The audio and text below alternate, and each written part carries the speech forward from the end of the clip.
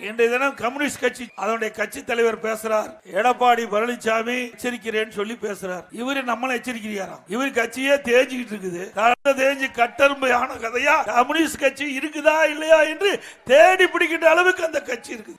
எந்த பிரச்சனையா இருந்தாலும் முதலடியாக அவள் போராட்டத்தை நடத்தி அரசுடைய கவனத்திற்கு கொண்டு வந்து அந்த பிரச்சனையை தீர்க்கக்கூடிய கம்யூனிஸ்ட் கட்சி ஒரு காலத்தில் இருந்தது.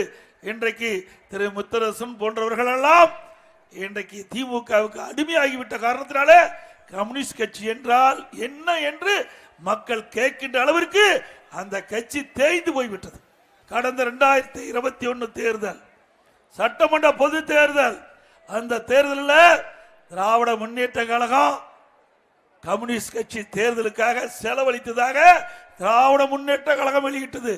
நாம சொல்லல, திராவிட முன்னேற்ற கழக கட்சி வெளியிட்டது.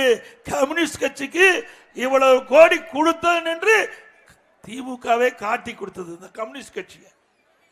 அந்த திமுக காரரே கம்முன்னு இருக்கிறாங்க. இவர் அவர்களுக்கு வக்காலத்து வாங்குறார், அவருக்கு கூவி கொண்டிருக்கார். ஏன்னா அவளுக்கு கிடைக்க வேண்டியது கிடைத்து விட்டது, கூவித்தான் ஆக வேண்டும், வேற வழி இல்லையே.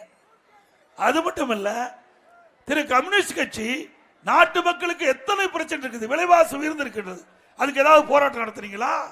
இல்ல போக்குவரத்து தொழிலாளருக்கு கிடைக்க வேண்டிய அந்த ஓய்வூதியங்கள்லாம் கிடைக்காம இருக்குது, அதுக்கு போராட்டம் நடத்துறீங்களா? இல்ல விவசாயிகள் பிரச்சனைக்காக போராட்டம் நடத்துறீங்களா? பழைய ஓய்வு திட்டம் அரசு ஊழியர் கிடைக்கவில்லை என்று அவள் குரல் கொடுத்திருக்கிறார், அதுக்கு ஏதாவது போராட்டம் நடத்துறீங்களா?